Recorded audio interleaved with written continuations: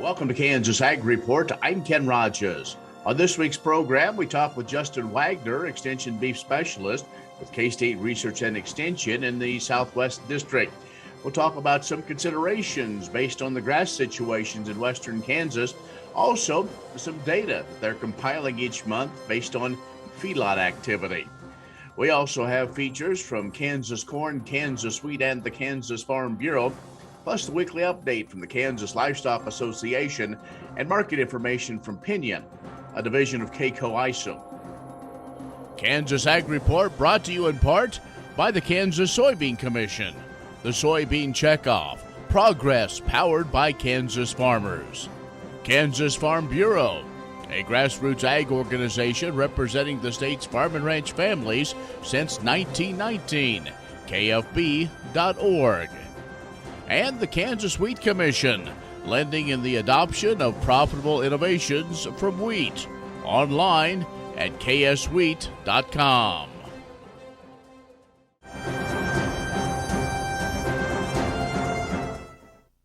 In agricultural news, the Kansas wheat crop is now nearly 3/4 complete. Yields have been all over the board as expected, from 5 bushels per acre up to 60. Protein levels a little higher this year on the mostly dry conditions. We will get that final tally of this year's crop later on this year from USDA. Well, speaking of wheat, the Food and Drug Administration has given its green light to a genetically modified wheat from Argentine-based Bioceres Crop Solutions to be drought-resistant, but the controversial biotech grain still needs to go through a lengthy approval by USDA and EPA before it can be commercialized. That, according to a spokesman from U.S. Wheat Associates. Brazil last year approved imports of flour made from HB4 wheat that's being grown and harvested in Argentina. The U.S. wheat sector heavily dependent on the ability to export and remains concerned that the commercialization of biotech wheat could result in the loss of foreign markets in countries like Japan and South Korea. Well, high-level U.S. and Taiwanese officials have held their first round of negotiations this week for a trade pact that would bolster the two countries' relationship despite opposition from China. Taiwan became the 6th largest foreign market for U.S. agriculture commodities after importing $3.94 billion worth of beef, dairy, soybeans, fruit, tree nuts, vegetables, and other products in 2021. Taiwan's imports of U.S. ag commodities rose by nearly 18% in 2021, despite high tariffs. But this new pact will not include any deals to lower trade taxes, according to U.S. government officials. It's Ag News. More when we return. The Kansas Wheat Innovation Center in Manhattan is rediscovering ways to get improved varieties and new genetics in the hands of farmers faster. Grower-led and checkoff-funded research initiatives are bringing about positive change. This grassroots leadership provides a strong voice in Topeka and Washington, D.C. Now is the time to partner with Kansas Wheat in moving wheat forward. Kansas Wheat Commission and Kansas Association of Wheat Growers. Farmers investing in their future and yours. Log on to rediscoverwheat.org. What if U.S. soybean meal were more than a commodity? If seed companies and the soybean checkoff built a better variety? That future is here. The time is now. To meet end-user demands, the soybean checkoff is investing in the compositional quality of soybeans, including meal. A message from the Kansas Soybean Commission, the Soybean Checkoff, progress powered by Kansas farmers. Next time you see a beautiful field of corn, reach out and thank the farmers who work tirelessly to raise corn for livestock feed, renewable fuels, and exports to feed a growing world population.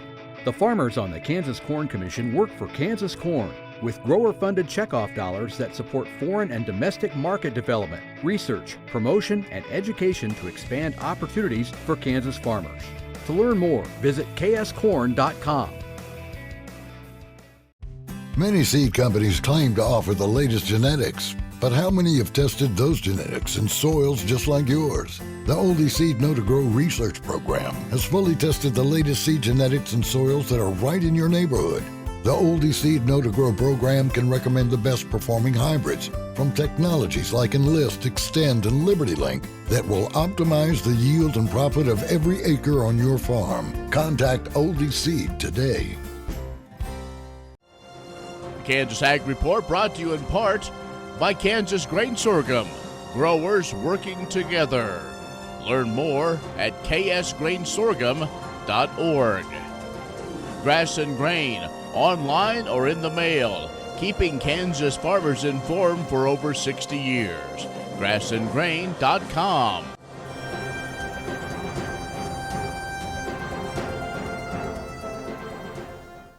And we're joined now by Justin Wagner, who is a livestock specialist at K-State Research Extension in the southwest part of the state.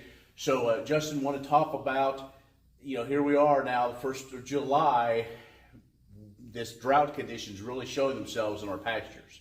That's right. When you look at the most recent drought monitor that's out there, really we're experiencing some level of drought really anywhere west of I-35, and it gets progressively worse. There's some pockets, if you look at especially southwest Kansas, there's a large chunk there that's several counties are D3, D4 status. We've also got a few counties up in the northwest corner of the state. So about 16% of the state right now is in D3 or D4 status. About 47% of the state is experiencing some level of drought conditions out there. So yes, in some regions of the state, even though we have received some very welcome moisture in some of these, it just hasn't been enough to really get us over that hump, if you will. So probably something that we need to be thinking about is early weaning, possibly? Absolutely. If you look at a number of these pastures, especially where we've been exceptionally dry, there really hasn't been any new forage growth. I know when I look at my pastures here around Garden City, very limited new forage growth. If we have turned cattle out, they've grazed that out. And so as we turn the page of the calendar and we get closer to July, unfortunately that means we're probably coming to an end of our growing season on some of these native grass pastures. And so essentially a lot of the forage that we have right now may be what we go into the winter months with, and that creates a really tough situation for producers. So with the lack of forage and those maybe that early spring grass, what does that mean to that developing calf? Well, obviously we've really got two factors there. We've got the cow and the calf. Obviously once we have a lactating female, 45 days in, she's at her peak nutrient requirements really. And so we're actually kind of getting on the other side of that now, starting to come down. But really that reduction in forage, obviously this is a point where we're beginning to lose some cow condition. Even if we calved in an adequate body condition score of 5 or 6, those cows are most likely starting to pull down. Many producers have already started to do some supplemental feeding or supplementation, putting out both some energy as well as some protein, maybe even rolling out a little hay in some instances, those cows. We've also had some producers that chose not to turn out and elected to put those cows somewhere else, maybe do a little bit of dry lotting of those cows as well. Have seen that, and that brings with it another set of circumstances, but those that have done it or have to do it by necessity, doesn't really change much other than maybe have more feed costs. Yeah, so absolutely. Feed costs right now are a big part of that story. And one of the ways that we can mitigate that, as you mentioned, would be an early weaning strategy. And one of the things that I like about early weaning, there's several things, but if we really think about nutrient requirements and how to best meet those of both the cow and the calf, and if we have pairs, it can be very difficult a dry cow has very low nutrient requirements, a calf has very high nutrient requirements. So, one of the easiest things we can do is begin to split those calves, wean those calves, and then we can address the calves' nutrient requirements as well as the cow's nutrient requirements separately. And in doing that, we reduce that, if we look at that lactating requirement on those cows, we can reduce that energy requirement by about 30% just by weaning that calf. All right, Justin Wagner, K-State Research and Extension in the Southwest Extension Center in Garden City. He's the beef specialist. We'll take a quick break. We'll be back with more in just a moment. Kansas Ag Report brought to you in part by the Kansas Livestock Association.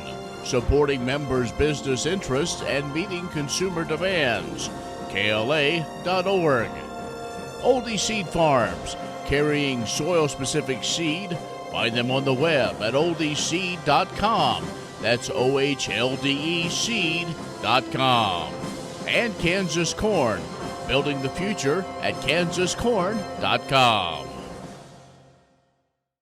Grain sorghum is one of the most important cereal crops worldwide, and Kansas leads the nation in its production. Over the years, sorghum has been either exported, used in animal feed domestically, or for other industrial uses. Recently, its use in the ethanol market has seen tremendous growth, with 30% of domestic sorghum typically going to ethanol production. Kansas Grain Sorghum is committed to sorghum research, market development, and education. Learn more at ksgrainsorghum.org.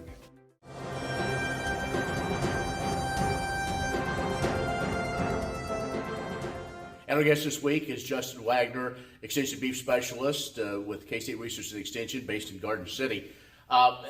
Justin, the other thing that you do is a publication that's available to anybody, but really it's called Focus on Feedlots. And boy, nothing more important in Southwest Kansas than that data. And I would guess that that's probably something that people are always looking for, it seems like.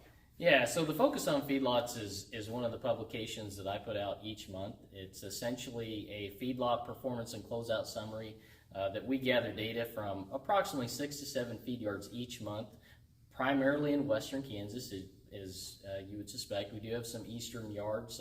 Pratt Feeders is in that data set, and so we do pick up, cover a wide geography here in Kansas in terms of the data that we pull from those feed yards. Okay, so what can I find there? So essentially what the Focus on Feedlots is, we track feedlot performance, cost to gain. We also track corn and hay prices in there, so some commodity prices. And then another aspect that we've added to it is we poll all the feed yard managers and really ask them what their place cost to gain is for the current month. And so, that's really valuable if you're looking at putting a set of cattle on feed, having an accurate estimate of what those costs are going to be and where that feedlot performance is going to be for a given month. So it's raw numbers based on really those market leaders, because they are. That's what people are looking for, because people are always trying to find, okay, is the board meeting up with what we're seeing in those yards? Now, you don't do a lot of analysis on it. You simply, here's the data, and if you want to do a deep dive, you can.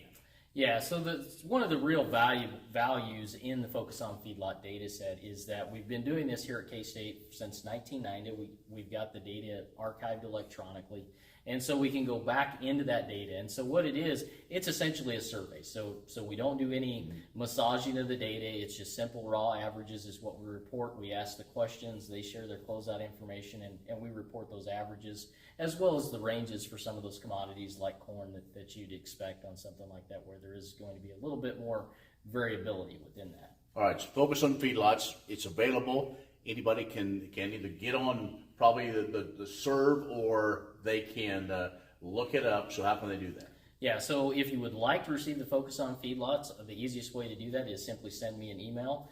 My contact information is available online at www.ksubeef.org. You can also access those monthly newsletters, but really the easiest way is just to simply get that in your email inbox each month. So, all right, Justin, appreciate the update. Thanks. Thank you. Justin Wagner, beef specialist at K-State Research and Extension, has joined us. We'll have more in just a moment. Imagine turning soybean oil, used cooking oils, and waste animal fats into fuel so amazing it drives U.S. jobs and our economy forward. Learn more about biodiesel at americasadvancedbiofuel.com. The Kansas Wheat Innovation Center in Manhattan is rediscovering ways to get improved varieties and new genetics in the hands of farmers faster. Grower-led and checkoff-funded research initiatives are bringing about positive change. This grassroots leadership provides a strong voice in Topeka and Washington, D.C. Now is the time to partner with Kansas Wheat in moving wheat forward. Kansas Wheat Commission and Kansas Association of Wheat Growers. Farmers investing in their future and yours. Log on to rediscoverwheat.org.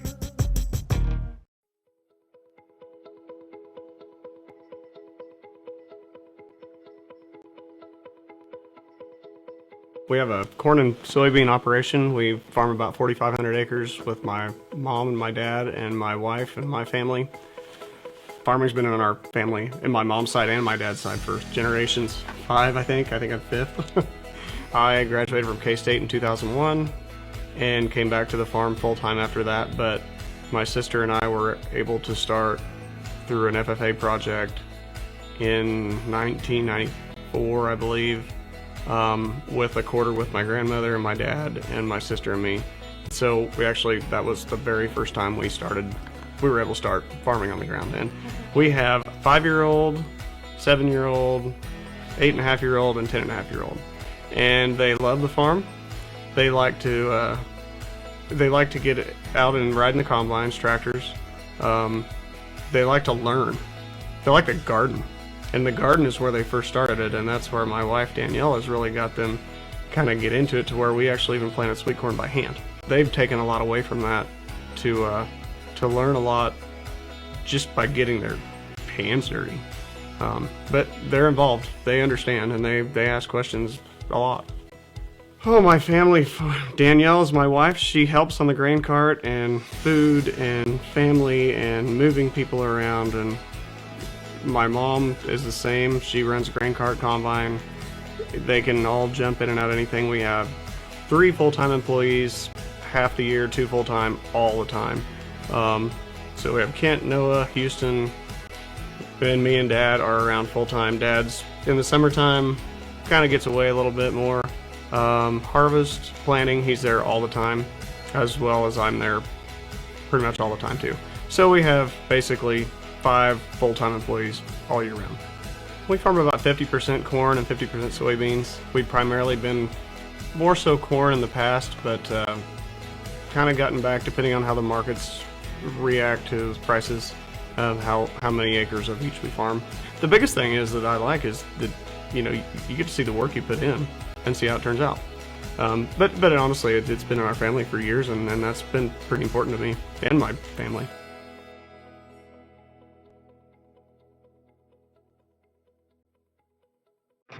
Next time you see a beautiful field of corn, reach out and thank the farmers who work tirelessly to raise corn for livestock feed, renewable fuels, and exports to feed a growing world population.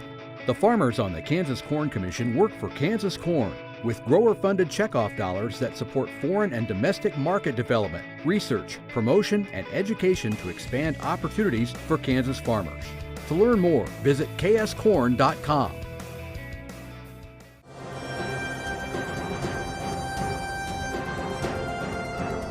Purefield Ingredients in Russell, Kansas is the largest domestic supplier of wheat protein in the United States. And the facility recently completed an expansion that increased production capacity by 50%. The compound includes a plant to produce wheat protein, high-quality ethanol, and livestock feed. Brad Kelly, CEO of Purefield Ingredients, said, "By expanding our operations, Purefield is helping our customers address increasing consumer demand for high-protein, plant-based, and non-GMO foods."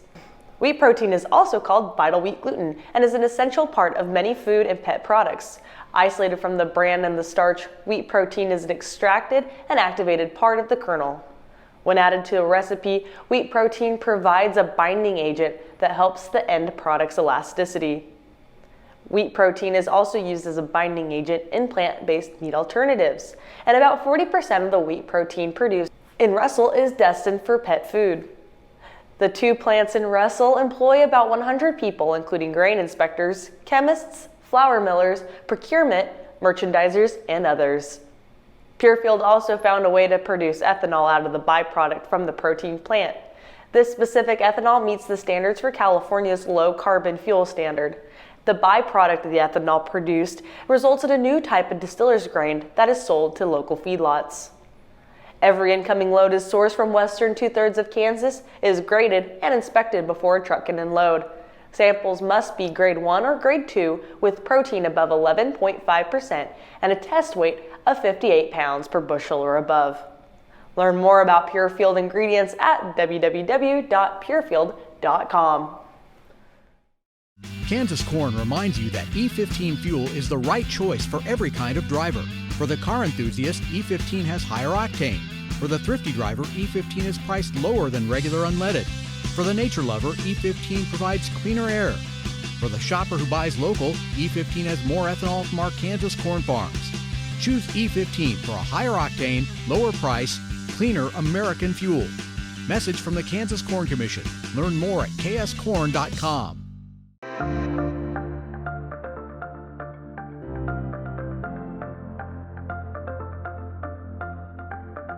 Hello, my name is Melissa Hildebrand Reed, and I'm Operations Manager of Hildebrand Farms Dairy. And today I want to touch a little bit about sustainability. And I'm coming to you here in our pasture. These are my milking girls. We allow them to go out to pasture and to take a break from the building if they so need to. I will say that we caught them on a good day. So when it's nice, sunny, and the weather is perfect like it is today, you're gonna catch them out here taking a break in the sun, soaking up the vitamin D that they can push through in that milk. But we also have great facilities, and those facilities are huge because just like trying to get kids out on a really hot or cold day, they like to be indoors. They like their sand for bedding. They have individual beds. They also like their feed bunk that's plentiful of feed 24/7, as well as continuous water source. So for us, when we think of sustainability, we think of three parts, and that's environmental, creating our farm to last for the future, and also our girls and making sure that they're healthy and well. And a big part of that, being on a dairy farm, is making sure that we stick to a strict schedule with milking, and that we also make sure and take care of their needs, because as a milking cow, they are very much athletes in their own right, and they need great feed, great water source, and they have to be milked twice a day. So as we think to the future and we're constantly thinking about how we can grow as a farm, it's with them in mind and very much with a focus on taking care of the cows. I have a great team of employees that help make that happen, and I think they're pretty happy as a result. To learn more about sustainability on the farm, visit KansasLivingMagazine.com. Grain sorghum is one of the most important cereal crops worldwide, and Kansas leads the nation in its production. Over the years, sorghum has been either exported, used in animal feed domestically, or for other industrial uses. Recently, its use in the ethanol market has seen tremendous growth, with 30% of domestic sorghum typically going to ethanol production. Kansas Grain Sorghum is committed to sorghum research, market development, and education. Learn more at ksgrainsorghum.org.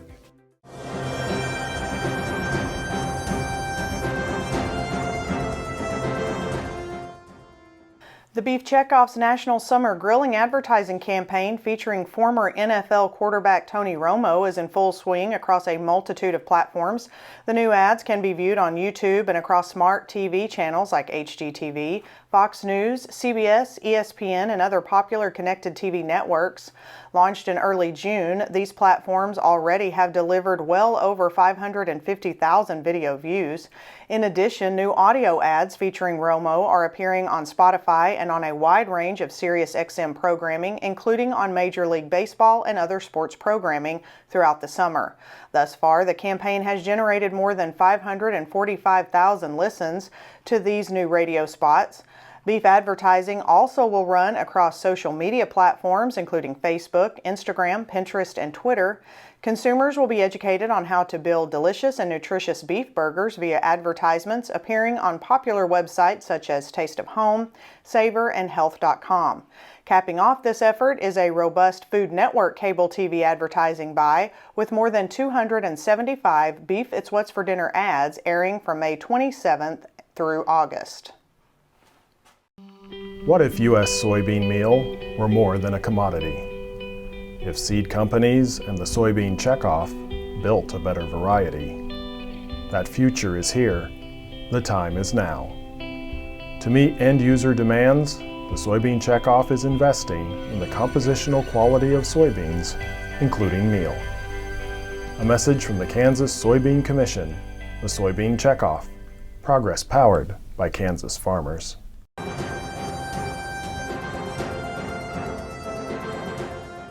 Good day. I'm Derek Hermish with Pinion. Interest is up and the stock market's down, and you only get mugged if you go downtown. Hank Williams Jr. preached those words out over the airwaves for the first time in 1981. While hopefully we aren't looking at a repeat of the 80s since then, we are seeing some developments in the outside markets that we have not seen since the 80s.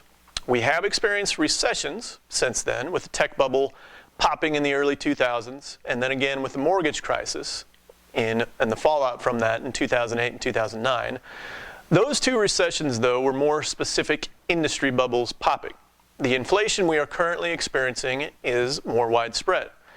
However, it is unlike anything we have seen since the early 1980s. It is unclear at this point if the Fed will be able to navigate our current situation any better than they did in the 1980s. There are a litany of different aspects that factor into our current situation that are different from then, so trying to make predictions based on the past is probably a futile effort. Timing is everything.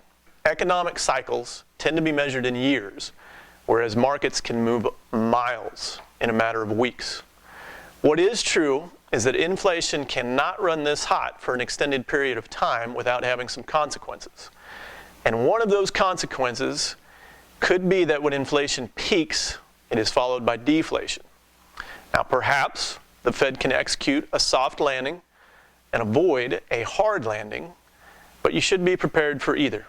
I'm Derek Hermish. Have a good day. That's our show this week. Be social with us at kansasagreport.net or our social media channels. We still got a few acres of wheat left to harvest. Be safe. Have a very safe Independence Day. We're thankful for freedom.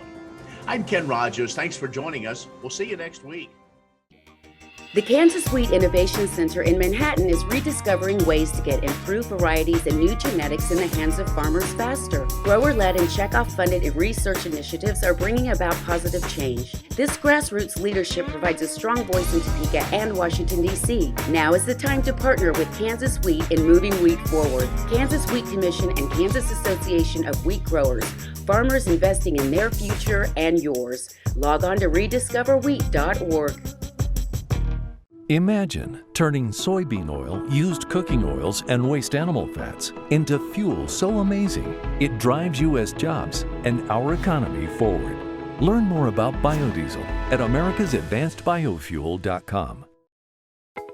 Are you looking for Medicare supplement insurance plans? Now is a good time to look at your options with Kansas Farm Bureau Health Plans. A Medicare supplement insurance plan can help cover certain out-of-pocket expenses Medicare doesn't cover. Things like deductibles, co-insurance, and certain limitations that can be costly in the event of an accident or illness. With Kansas Farm Bureau Health Plans, you have options to Medicare supplement insurance plans with 4 levels of affordable coverage and service from an organization known for its commitment serving Kansans. We encourage you to compare our rates. For more information and to get a quote, contact a Farm Bureau Financial Services agent near you or visit kfbhealthplans.com. Medicare supplements insured by Members Health Insurance Company, Columbia, Tennessee. Not connected with or endorsed by the U.S. or state government.